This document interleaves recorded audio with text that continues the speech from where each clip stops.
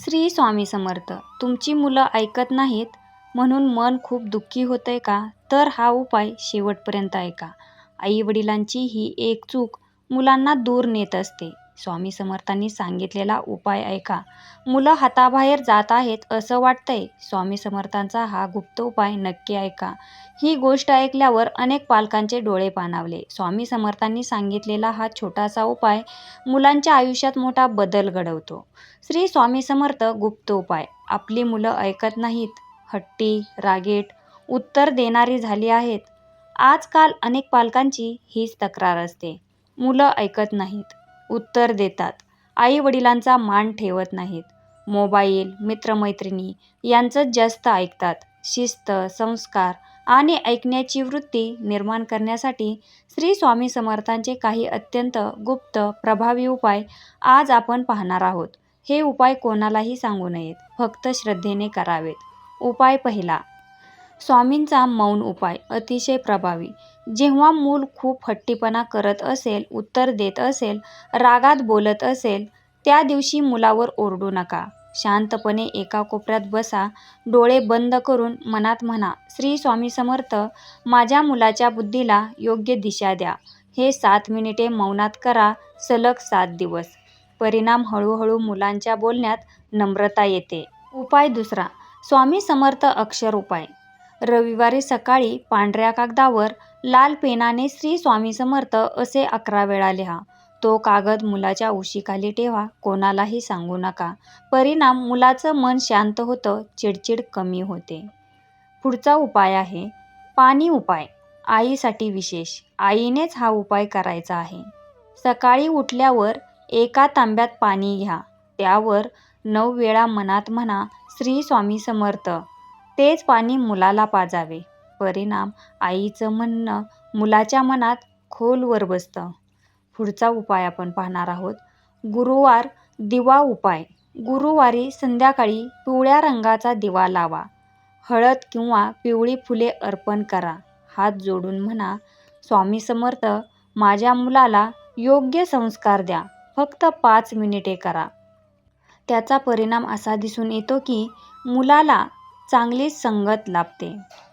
पुढचा उपाय आहे झोपण्यापूर्वीचा मंत्र उपाय. आपले मूल झोपल्यावर त्याच्या डोक्याजवळ बसून 11 वेळा मनात म्हणा, श्री स्वामी समर्थ. डोक्यावर हात ठेवा. परिणाम मुलाच्या मनातील नकारात्मक विचार कमी होऊ लागतात.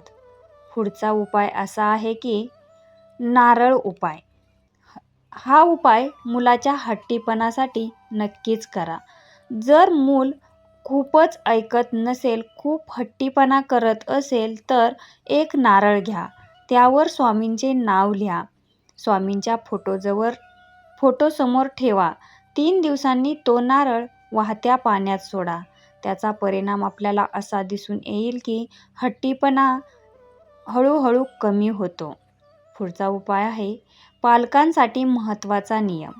स्वामी समर्थ सांगतात, मुलांवर रागात शाप देऊ नका. तू काही कामाचा नाहीस असे शब्द वापरू नका.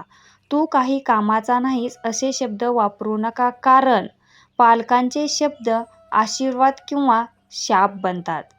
पुढचा उपाय आहे झाडाचा आशीर्वाद उपाय. मंगळवार किंवा गुरुवार कोणत्याही झाडाजवळ उभे राहा. डोळे बंद करून म्हणा, श्री स्वामी समर्थ, माझ्या मुलाच्या मनातील हट्टीपणा काढून टाका. झाडाला हलके स्पर्श करा. 5 मिनिटे शांत उभे राहा. त्याचा परिणाम असा दिसून येईल की मुलाच्या मनातील तणाव कमी होतो. पुढचा उपाय आहे मिठाचा गुप्त उपाय. हा उपाय नकारात्मकतेसाठी. शुक्रवारी रात्री एका वाटीत खडा मीठ घ्या. ते मुलाच्या खोलीत ठेवा. सकाळी ते मीठ पाण्यात विरघळून टाका.